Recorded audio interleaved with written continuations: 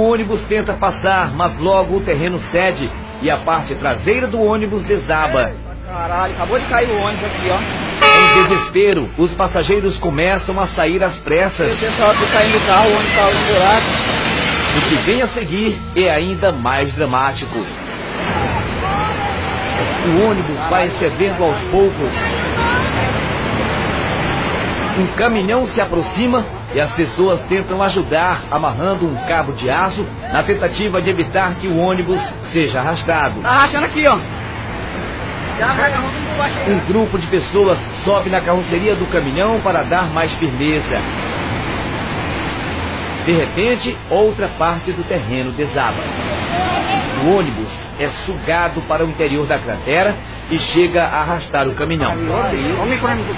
O ônibus desaparece para ressurgir do outro lado, flutuando na forte correnteza.